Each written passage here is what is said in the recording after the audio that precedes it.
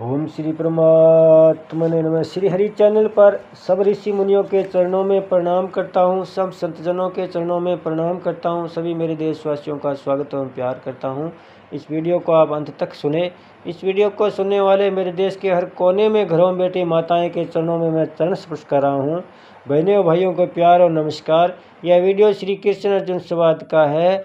जब महाभारत युद्ध में अर्जुन धर्म संकट में था, कोई निर्णय नहीं ले पा रहा था, तब भगवान ने उन्हें गीता का उपदेश दिया, धर्म संकट से बाहर निकाला और अंत में विजयश्री का ताज भी पहनाया। इसलिए ये वीडियो सुनने मात्र से ही तनाव और चिंताग्रस्त आदि रोगों से मुक्ति मिलेगी। इसलिए आप सब श्रोतागण से मेरी विनती है कि सुप्रभात पुण्य का भागीदार बनकर जन कल्याण में अपना सहयोग दें। वीडियो को ज़्यादा से ज़्यादा शेयर करें, सब्सक्राइब करें और लाइक भी करें। अब भगवान आगे क्या कह रहे हैं। पीछे के 2 श्लोकों में पदार्थ और क्रियाओं को भगवान के अर्पण करने का वर्णन करके अब आगे के श्लोक में उस अर्पण का फल बताते हैं।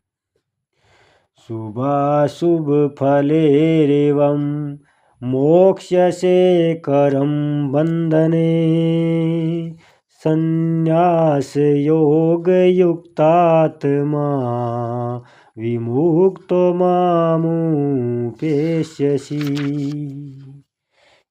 इस प्रकार मेरे अर्पण करने से कर्म बंधन से और शुभ विहित और अशुभ निषिद्ध संपूर्ण कर्मों के फलों से तू मुक्त हो जाएगा। ऐसे अपने सहित सब कुछ मेरे अर्पण करने वाला और सबसे श्रोता मुक्त हुआ तू मुझे प्राप्त हो जाएगा। व्याख्या। शुभाशुभ फलेरेव मोक्ष से कर्म बंधने। पूर्वोक्त प्रकार से सब पदार्थ और क्रिया मेरे अर्पण करने से अर्थात तेरे समय के मेरे अर्पित हो जाने से अनंत जन्मों के जो शुभ अशुभ कर्मों के फल है उन सब से तू मुक्त हो जाएगा। वे कर्म फल तेरे को जन्म मरण देने वाले नहीं होंगे। यह शुभ और अशुभ कर्मों से अनंत जन्मों के किए हुए संचित शुभ अशुभ कर्म लेने चाहिए। कारण कि भगत वर्तमान में भगवत आज्ञा के अनुसार किए हुए कर्म ही भगवान को अर्पण करता है। भगवद्या के अनुसार किए हुए कर्म शुभ ही होते हैं, अशुभ होते ही नहीं। हाँ, अगर किसी रीति से किसी परिस्थिति के कारण किसी पूर्वाभ्यास के प्रवाह के कारण भगत के द्वारा कदाचित किंचन मात्र भी कोई आनुषंगिक अशुभ कर्म बन जाए तो उसके हृदय में विराजमान भगवान उस अशुभ कर्म को नष्ट कर देते हैं। जितने भी कर्म किए जाते हैं सभी बाह्य होते हैं, अर्थात शरीर मन बुद्धि इंद्रियों आदि के द्वारा ही होती हैं। इसलिए उन शुभ और अशुभ कर्मों का अनुकूल प्रतिकूल परिस्थिति के रूप में जो फल आता है वह भी बाह्य ही होता है। मनुष्य भूल से उन परिस्थितियों के साथ अपना समझ जोड़कर सुखी दुखी होता रहता है। यह सुखी दुखी होना ही कर्म बंधन है और इसी से वह जन्मता मरता है। परंतु भक्त की दृष्टि अनुकूल प्रतिकूल परिस्थितियों पर न रहकर भगवान की कृपा पर रहती है, अर्थात भगत उनको भगवान का विधान ही मानता है, कर्मों का फल मानता है नहीं। इसलिए ये वह अनुकूल प्रतिकूल परिस्थिति कर्मबंध से मुक्त हो जाता है।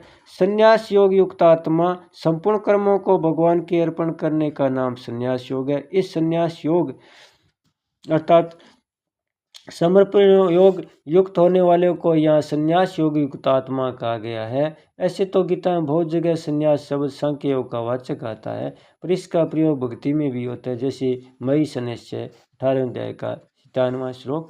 जैसे सांख्य योगी संपूर्ण कर्मों को मन से नवद्वार वाले शरीर में रखकर समय सुखपूर्वक अपने स्वरूप में स्थित रहता है। गीता 5वें अध्याय का 13वां श्लोक। ऐसे ही भगत कर्मों के साथ अपने मानवीय संबंध को भगवान में रख देता है।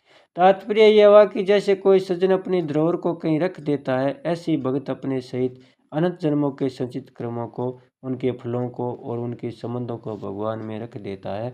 इसलिए इसको संन्यास योग कहा गया।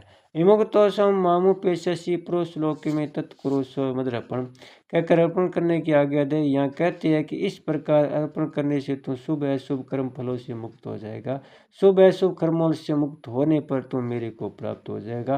तात्पर्य यह कि संपूर्ण कर्मों फलों से मुक्त होना तो प्रेम प्राप्ति का साधन है और भगवान को प्राप्ति होना प्रेम की प्राप्ति है। विशेष बात है शुभ और अशुभ कर्मों का बंधन क्या है। शुभ अथवा अशुभ किसी भी कर्म को किया जाए उसी कर्म का आरंभ और अंत होता है। ऐसे उन कर्मों के फलस्वरूप में जो परिस्थिति आती है उसका भी संयोग और योग होता है। तात्पर्य यह कि जब कर्म और उसके फल निरंतर नहीं रहते तो फिर उनके साथ संबंध निरंतर कैसे रहता है। परंतु जब कर्ता कर्म करने वाला कर्मों के साथ अपनापन कर लेता है तब उसका फल के साथ संबंध जुड़ जाता है। यद्यपि कर्म और फल के साथ संबंध कभी रह नहीं सकता, तथापि कर्ता उस संबंध को अपने में मान लेता है। कर्ता स्वयं स्वरूप से नित्य है, इसलिए उस संबंध को अपने में स्वीकार करने से वह संबंध भी नित्य प्रतीत होने लगता है। कर्ता शुभ कर्मों का फल चाहता है जो कि अनुकूल परिस्थिति के रूप में सामने आता है। उस परिस्थिति में यह सुख मानता है।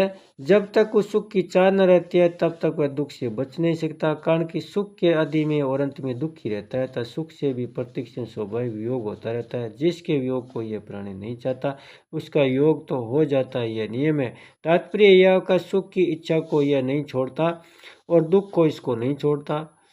जीव जब अपने आप को प्रभु के समृद्ध कर देता है, साक्षात परमात्मा का सोने से इसकी परमात्मा के साथ स्वतः भिन्नता हो जाती है और शरीर के साथ भूल से मानव संबंध मिट जाता है। यह परमात्मा के साथ अभिन्न तो पहले से ही था, केवल अपने लिए कर्म करने से इस अभिन्नता का अनुभव नहीं होता था। अब अपने सहित कर्मों को भगवान के अर्पण करने से उसकी अपने लिए कर्म करने की मान्यता मिट जाती है, तो उसको स्वाभाविक प्रेम की प्राप्ति हो जाती है। इसी को भगवान ने यहाँ विमुक्तो मामुपे से सीखा है। जब यह जीव अपने आप को भगवान के समृद्ध कर देता है तो फिर उसके सामने जो कुछ अनुकूल प्रतिकूल परिस्थिति आती है वह सब दया और कृपा के रूप में परिणत हो जाती है। तात्पर्य है कि जब उसके सामने अनुकूल परिस्थितियाँ आती है तब वह उसमें भगवान की दया को